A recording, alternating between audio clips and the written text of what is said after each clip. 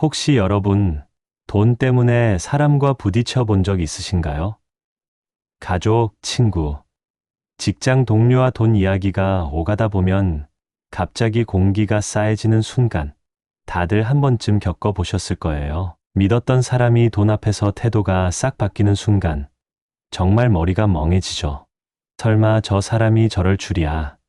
내가 그 사람을 잘못 봤나 싶어서 더 큰 충격이 밀려옵니다. 우리는 보통 돈을 잘 다룬다고, 사람을 잘 안다고 생각하죠. 누가 웃으며 돈을 빌려주면 이 사람 참 넉넉하네 하고 믿음이 가고 쉽게 갚아줄 거라 기대해요. 겉으로 후한 척하는 모습만 보면 더 신뢰가 가기도 하죠. 하지만 진짜 위험한 사람은 돈 이야기가 나와도 표정 하나, 말투 하나 흔들리지 않아요.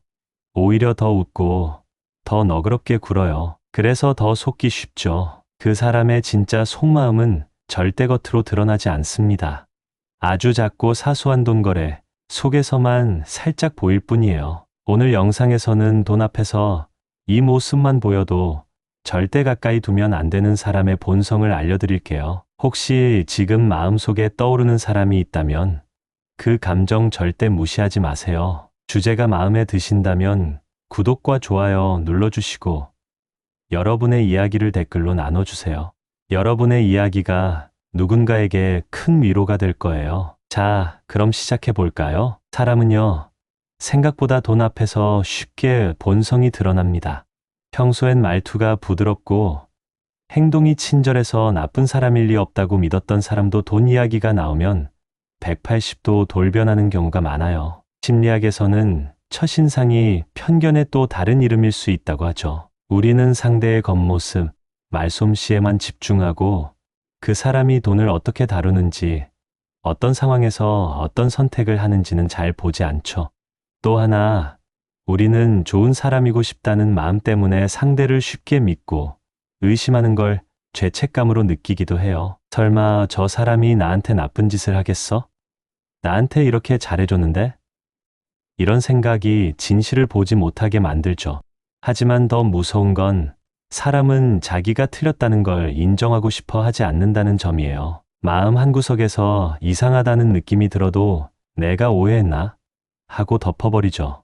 그런데 시간이 지나면 그 사람의 진짜 얼굴이 드러납니다. 그리고 우리는 결국 이렇게 말하게 되죠. 내가 왜 그때 그걸 못 봤을까? 그렇다면 이제는 돈 앞에서 사람을 잘 보는 법을 배워야 할 때입니다. 겉모습에 속지 말고 행동 속에서 본심을 읽는 법.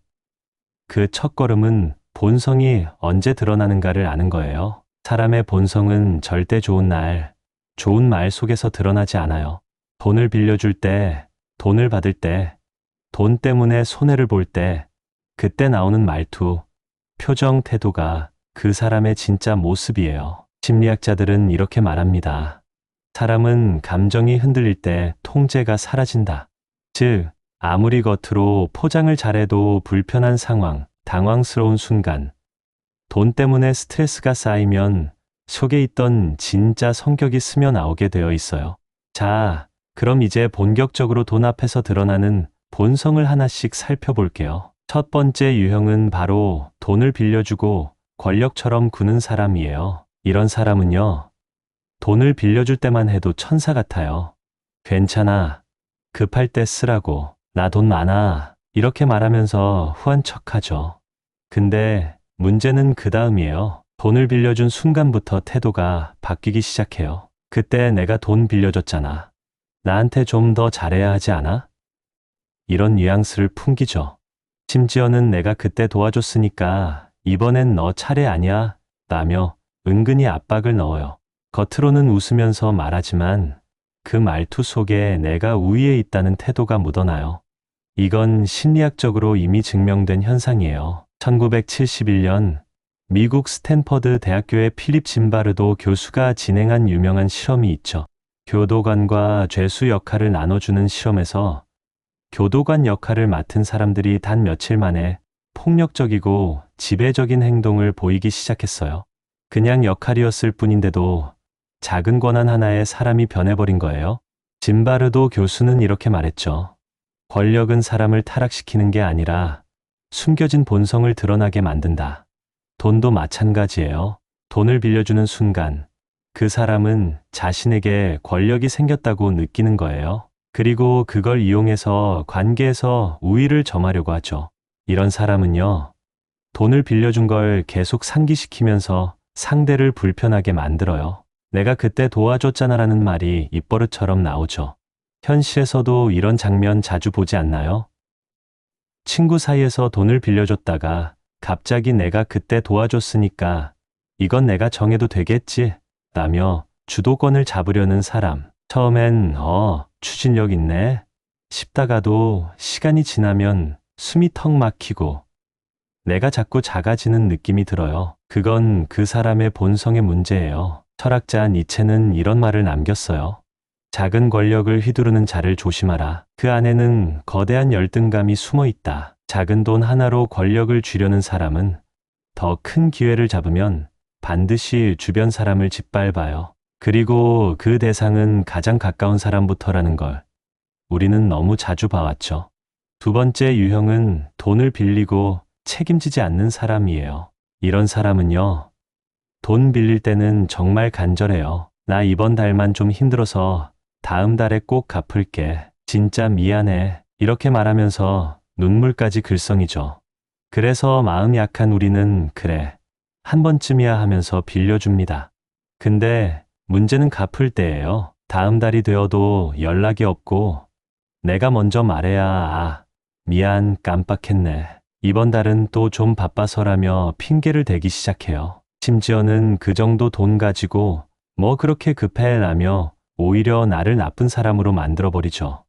이런 사람은요, 책임감이 없어요. 심리학에서는 이런 태도를 투사라고 부르죠. 자신의 잘못이나 부족함을 인정하지 못하고 그걸 상대방에게 떠넘기는 심리적 방어 기제예요. 즉, 나는 잘못 없어. 내가 너무 까다로운 거야 라는 식으로 현실을 왜곡해서 자신을 보호하는 거죠. 문제는 이게 반복되면 주변 사람이 점점 지쳐간다는 점이에요. 로마 철학자 마르쿠스 아우렐리우스는 이렇게 말했어요. 잘못을 인정하는 것은 굴욕이 아니라 인간의 위대함이다. 진짜 괜찮은 사람은 실수를 인정하고 책임을 지지만 이런 사람은 핑계로 도망가요. 더 무서운 건 이런 태도가 습관이 되면 정말로 자기가 잘못이 없다고 믿게 된다는 거예요. 이런 사람 옆에 있으면 내가 자꾸 대신 사과하게 돼요. 그때 좀 바빴을 거야. 원래 좀 덤벙대는 스타일이야. 내가 안 해도 될 말을 하게 되죠. 그리고 그 순간 깨닫게 됩니다. 이건 단순한 실수가 아니라 그 사람의 본성이라는 걸. 세 번째 유형은 돈 앞에서 태도가 달라지는 사람이에요. 이런 사람은 돈이 많거나 권력이 있는 사람 앞에서는 한없이 고분고분해요. 네, 알겠습니다. 제가 알아서 할게요. 하면서 허리를 90도로 숙이죠. 근데 돈이 없거나 약한 사람 앞에서는 태도가 확 달라져요. 예를 들어 식당에서 종업원에게 야, 여기 좀 빨리 치워라며 툴툴거리거나 택배기사님께 거기 아무데나 두면 되잖아라며 무례하게 굴어요. 심지어는 경비 아저씨와 눈도 안 마주치죠. 딱 보면 알죠. 이 사람은 겉만 번지르르한 사람이라는 걸. 진짜 무서운 사람은요, 돈 많은 사람한테 무례한 게 아니라 돈 없는 사람한테만 무례한 사람이에요. 더 무서운 건 이런 사람은 자기가 무례하다고 생각하지 않는다는 점이에요. 그게 자기 평소 태도고 세상을 대하는 방식이에요. 이건 단순한 버릇이 아니라 인격의 바닥이 드러나는 장면이에요. 심리학에서는 이런 태도를 권위적 공격성이라고 부릅니다. 자기보다 강한 사람에게는 복종하고 약하다고 판단되면 공격적인 태도를 보이는 성향이에요. 자기 위치를 올리기 위해 아랫사람을 누르는 거죠. 상대를 사람으로 보지 않고 자기 우월감을 확인하는 도구로 여기는 거예요. 철학자 아리스토텔레스는 이렇게 말했어요. 사람의 품격은 힘없는 자를 어떻게 대하느냐에 따라 결정된다.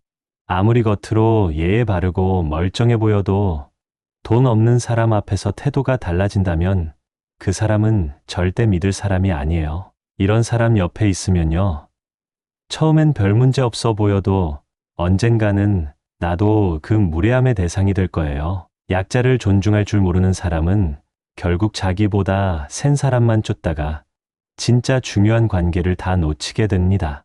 사람은 위가 아니라 옆에서 오래가는 존재니까요. 네 번째 유형은 돈을 빌려주고 조건을 다는 사람이에요. 이런 사람은요, 돈을 빌려줄 때 겉으로는 부담 가지지 마. 나 괜찮아 라고 말하지만 속으로는 이미 계산을 끝낸 사람이에요. 며칠 뒤 갑자기 이런 말을 꺼내죠.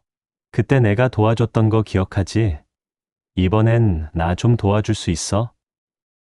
겉으로는 부탁하는 척하지만 사실은 은근히 압박을 넣는 거예요. 심지어는 내가 그때 그렇게 도와줬는데 이 정도는 해줄 수 있지 않아 라며 감정의 빚을 떠안게 만들죠. 이건 심리학에서 조건적 호의라고 부르는 행동이에요. 이타적인 척하지만 실은 자기 이익이 안 맞으면 관계를 끊어버리는 사람이죠.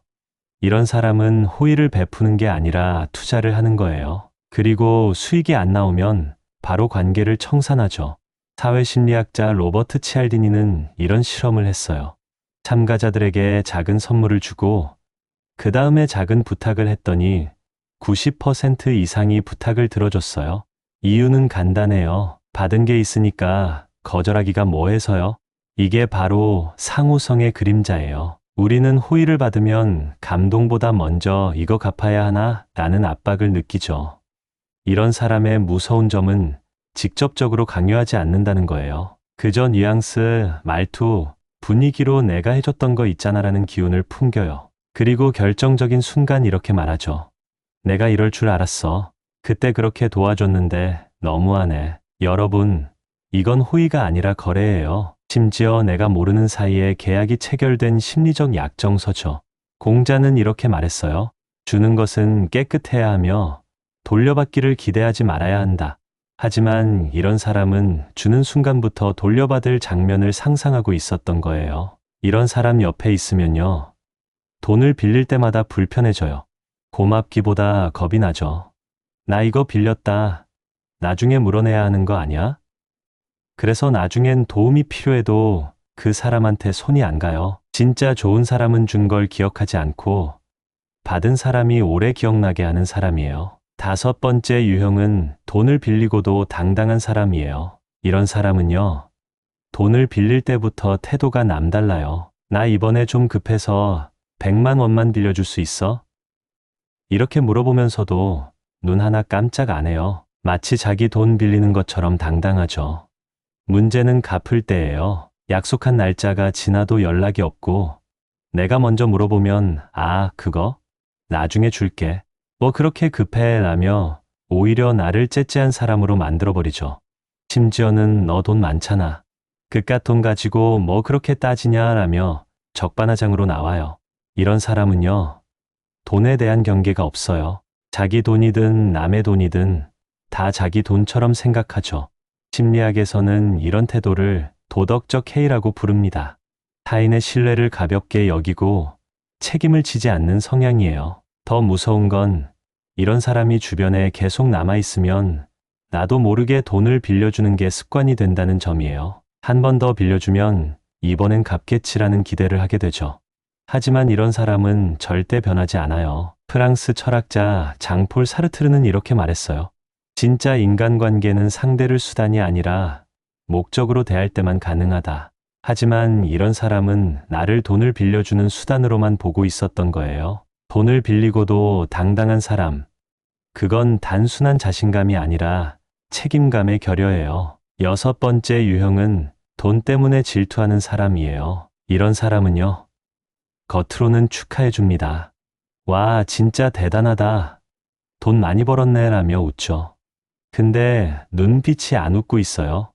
입꼬리는 올라갔는데 눈에서는 미세한 질투의 흔들림이 보입니다. 그리고 꼭 이런 말을 덧붙여요. 근데 그거 오래 가진 않더라. 사실 그 분야는 운이 좀 따라야 하지. 아니면 요즘은 다들 그 정도는 벌잖아라며 은근히 깎아내리죠. 주변에 이런 사람 한 명쯤 있지 않나요? 질투는 감정이 아니라 본성에서 나옵니다. 특히 남이 돈을 잘 벌거나 성공하면 자기가 초라해지는 사람. 이런 사람은 너는 너, 나는 나를 절대 못해요. 비교 없이는 존재 자체가 위태롭기 때문이죠.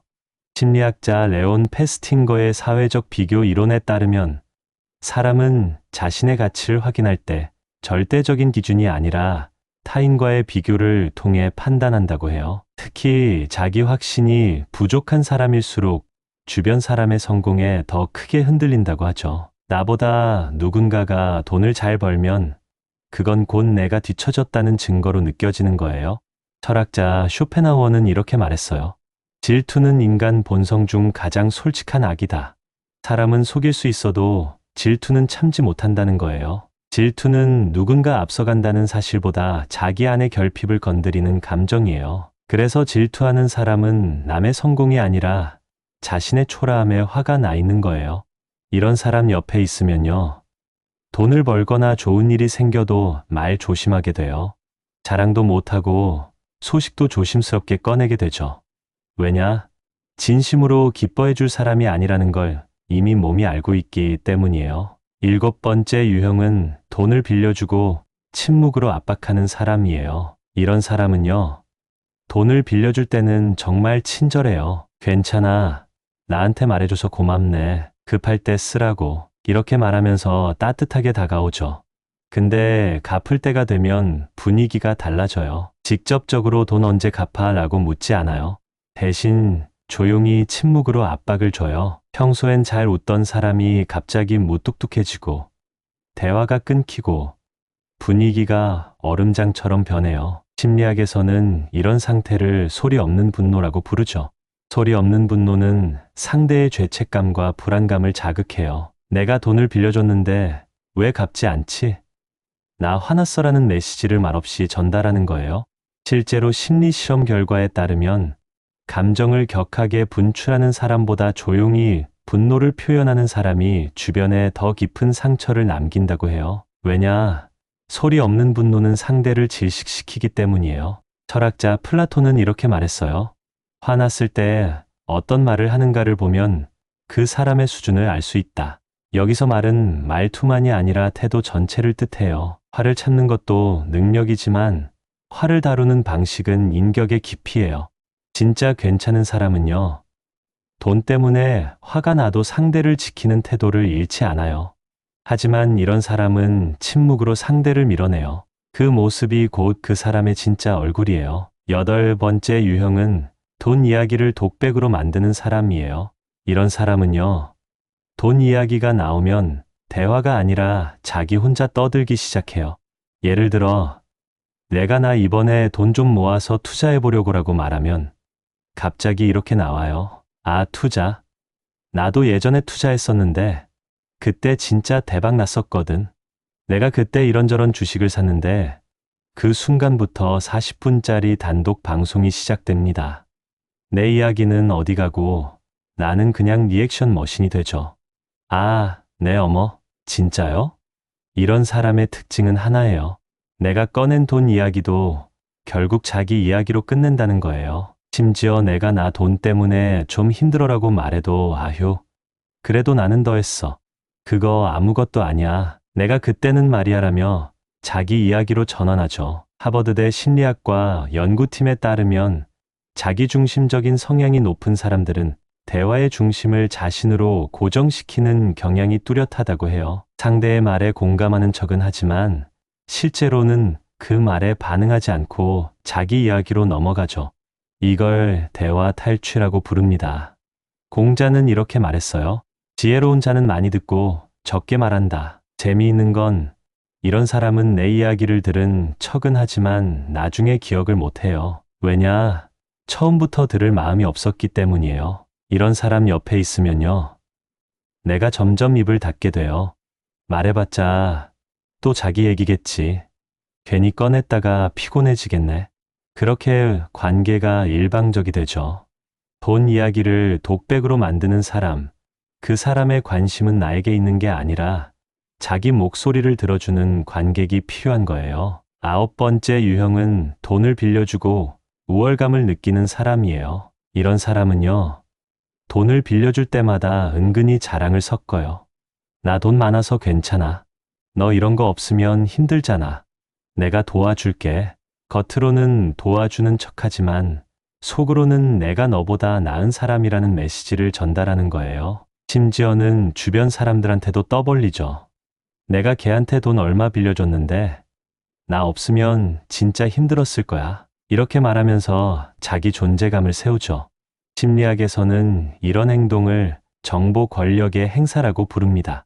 내가 돈을 더 가지고 있다는 걸 과시함으로써 우월감을 느끼려는 거예요. 이런 사람의 심리 깊숙한 곳엔 불안정한 자기애가 자리 잡고 있어요. 자신이 특별하다는 걸 증명하고 싶지만 실질적으로 내세울 게 없기 때문에 돈을 이용해서 존재감을 세우는 거예요. 근데 여러분 생각해 보세요. 그 사람이 나한테 돈을 빌려줬다고 주변에 떠들었다는 건 나를 도구로 이용했다는 뜻이에요. 탈무드에는 이런 말이 있어요. 비밀을 쉽게 말하는 자는 진실도 쉽게 왜곡한다. 돈을 빌려주고 우월감을 느끼는 사람은 신뢰를 가볍게 여기는 사람이에요. 이런 사람 옆에 있으면요. 돈을 빌릴 때마다 불편해져요. 고맙기보다 내가 작아지는 느낌이 들죠. 진짜 좋은 사람은요. 돈을 빌려줘도 상대를 존중해요. 하지만 이런 사람은 돈을 빌려주는 순간부터 나를 내려다보는 사람입니다. 10번째 유형은 돈을 빌리고 쉽게 판단하는 사람이에요. 이런 사람은요. 돈을 빌린 뒤에 상대를 함부로 평가해요. 예를 들어 내가 돈을 빌려줬는데 갚는 걸 계속 미루다가 나중에 이렇게 말하는 거예요. 너 진짜 째째하다. 그깟 돈 가지고 그렇게 따지냐? 심지어는 주변 사람들한테도 나를 깎아내려요. 걔 좀 이상하지 않아? 돈 좀 빌렸다고 매일 연락하더라. 이렇게 말하면서 나를 돈에 집착하는 사람으로 만들어버리죠. 심리학에서는 이런 사람의 특징을 투사와 통제 욕구로 설명해요. 스스로의 결핍이나 불안을 감추기 위해 상대의 약점을 찾아내고 그걸 내가 우위에 있다는 착각의 도구로 쓰는 거예요. 자존감이 낮을수록 타인을 더 많이 평가하고 남을 깎아내려야 자기 위치가 지켜진다고 믿는 심리가 숨어 있어요. 스토아 철학자 에픽테토스는 이렇게 말했어요. 타인을 판단하기 전에 당신의 영혼을 먼저 바라보라. 돈을 빌리고 쉽게 판단하는 사람은 자기 마음을 볼 용기가 없기 때문에 남을 함부로 해석하려는 거예요. 이런 사람 옆에 있으면요. 내가 자꾸 불안해져요. 내가 돈 얘기 꺼내면 또 어떻게 평가할까? 그래서 점점 입을 닫게 되고 그 관계 안에서는 절대 편해질 수 없어요. 진짜 괜찮은 사람은 상대를 판단하기보다 이해하려고 해요. 단정하기보다 한 번 더 기다려주죠. 오늘 우리는 돈 앞에서 그 사람의 본 모습이 드러나는 10가지 순간을 이야기했어요. 아주 사소한 장면들, 작은 말투 하나, 짧은 반응 하나 속에 그 사람의 진짜 얼굴이 숨어 있었죠. 사실 우리도 그 순간들을 느껴본 적이 있어요. 하지만 모른 척했죠. 내가 예민한 걸까? 내가 오해한 걸까? 자꾸 내 마음을 의심하고 눌렀어요. 그렇게 애써 웃고, 애써 맞춰주고, 애써 참아왔던 날들, 그 마음 누구보다 제가 잘 알고 있어요. 이제는 알겠습니다. 사람을 잘 본다는 건 상대를 판단하는 게 아니라 나를 아프게 하는 사람에게 아니요라고 말할 수 있는 용기라는 것. 이제는 괜찮습니다. 돈 때문에 무너졌던 마음, 이젠 사람으로부터 다시 지킬 차례예요. 잘못된 관계에서 멀어진다고 해서 내가 나쁜 사람이 되는 게 아니에요. 나는 내 마음을 지켜야 할 책임이 있는 사람이에요. 그리고 여러분, 제일 중요한 건 이겁니다. 좋은 사람을 만나는 것보다 내 마음을 함부로 대하는 사람 곁에 머물지 않는 것. 그것이야말로 내가 나를 사랑하는 가장 단단한 방법이에요. 오늘 영상을 보며 여러분은 어떤 생각이 드셨나요? 여러분의 경험과 생각을 댓글로 나눠주세요. 여러분의 이야기가 누군가에게 큰 위로와 깨달음이 될 거예요. 오늘 영상이 도움이 되셨다면 소중한 분들께 공유해 주시고 구독과 좋아요로 저를 응원해 주세요. 여러분과의 소중한 연결이 저에게 큰 힘이 됩니다. 오늘도 행복한 하루 되세요.